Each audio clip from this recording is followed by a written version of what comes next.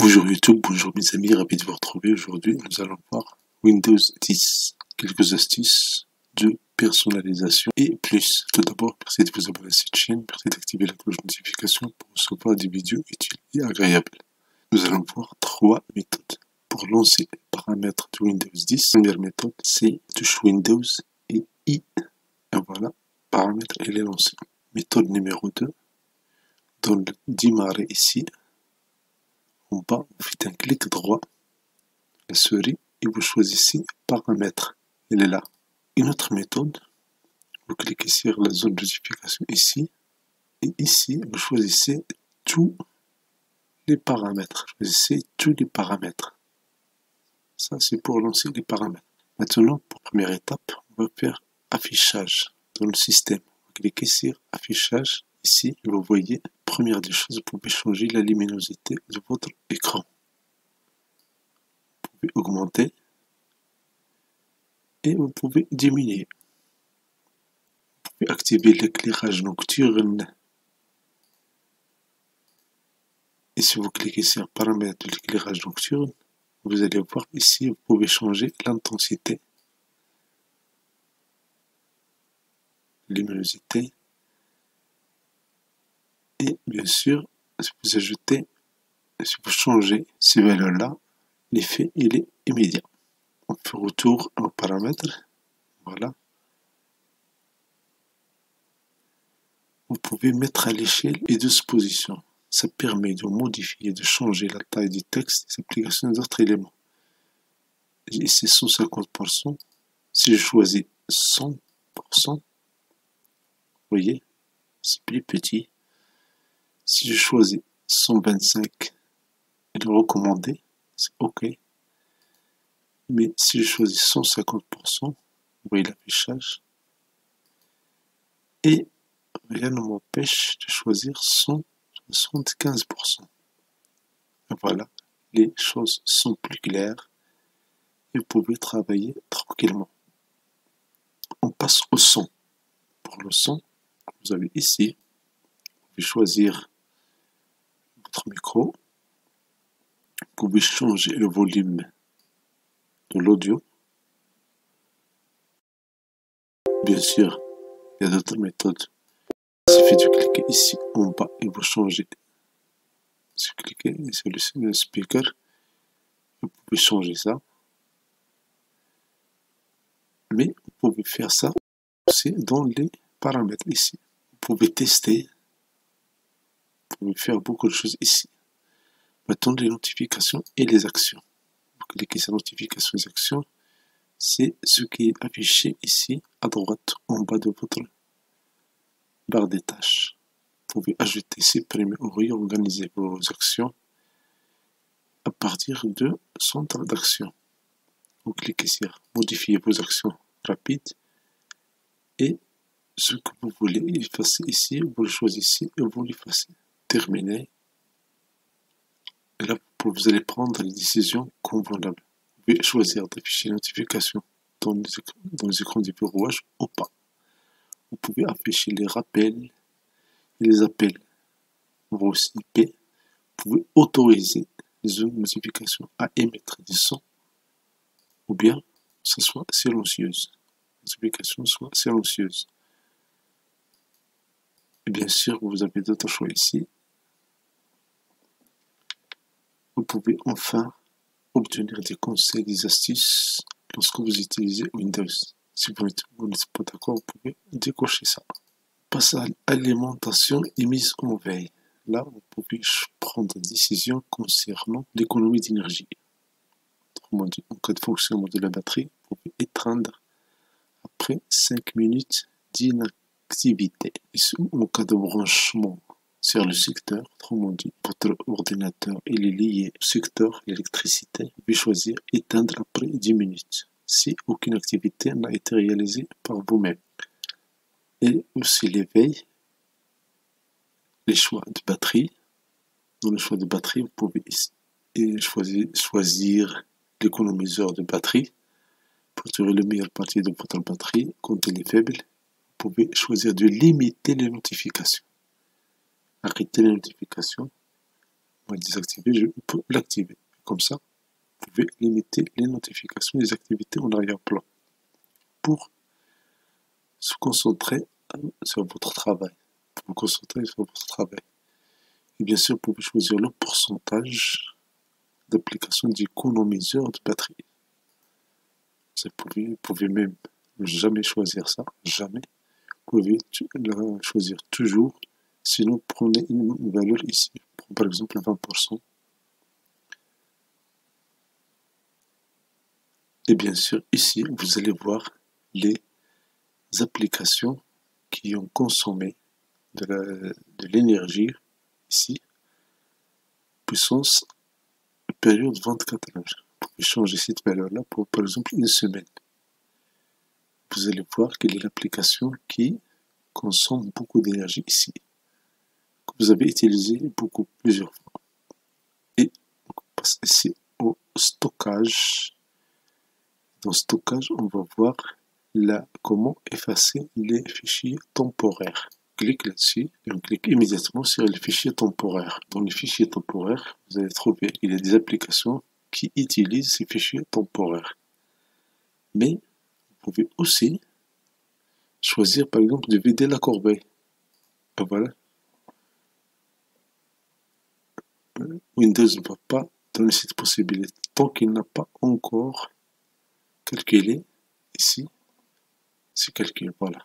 Maintenant, si je choisis de vider la corbeille, je clique ici. Si je veux de nettoyage de Windows Update, je peux le faire.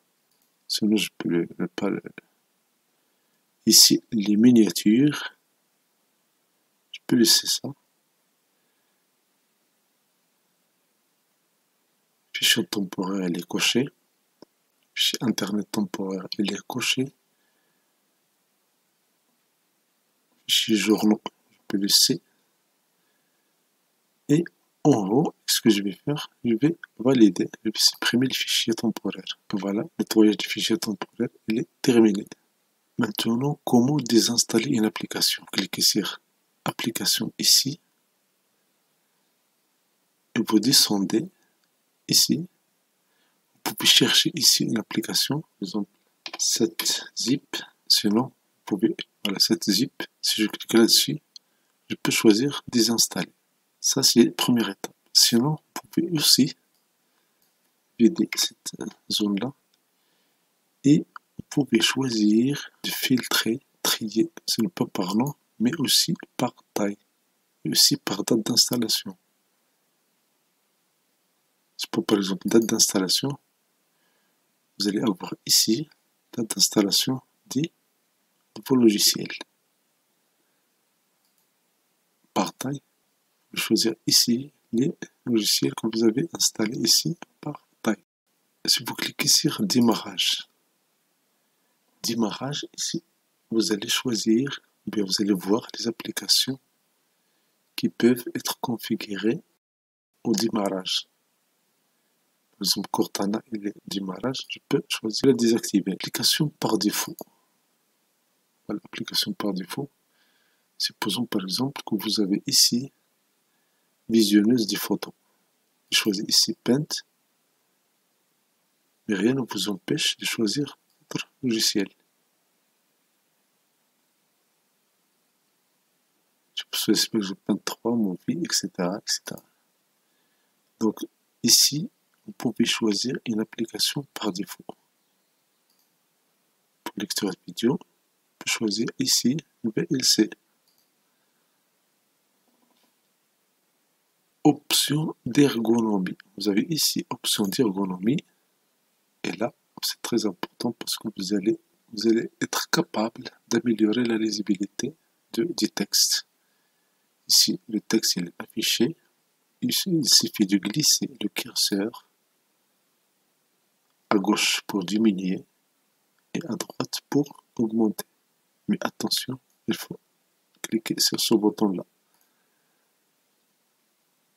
Et voilà, c'est plus clair, c'est plus visible. Vous voyez un peu la lecture, elle est aisée maintenant. Et bien sûr, vous pouvez aussi choisir le pourcentage d'agrandissement. Si vous choisissez par exemple 150, voilà l'affichage %.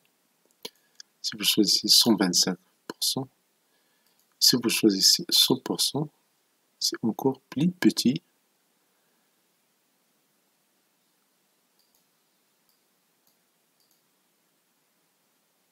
Voilà, donc je vais choisir ici, la taille d'application, je vais choisir 150 ou 175%. Et voilà, c'est plus clair. Maintenant, supposons que je veux changer le pointeur de souris. Je clique sur pointeur de souris. Et vous voyez ici, vous pouvez changer la taille et aussi la couleur du pointeur. Pour modifier la taille, il suffit de cliquer à gauche et à droite sur ce curseur-là. Vous voyez, il est plus petit. Ici, il est plus grand. Mais dans cette autre ligne, on peut choisir les couleurs. Vous voyez ici les couleurs. Et vous pouvez choisir votre choix. Par exemple, couleur verte, couleur jaune.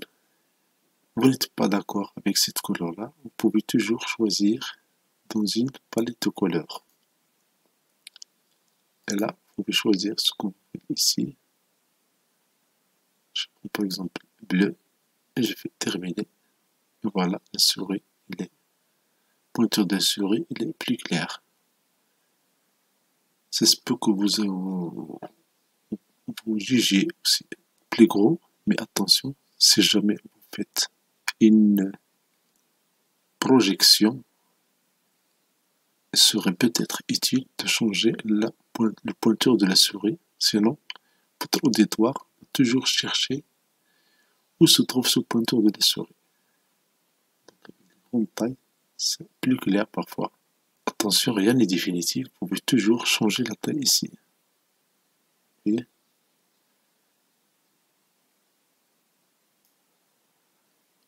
Pour la loupe. La loupe, une astuce peu connue, avec la touche Windows et plus, vous pouvez activer la loupe. Et le rôle de la loupe, c'est que il va zoomer sur une partie de votre écran.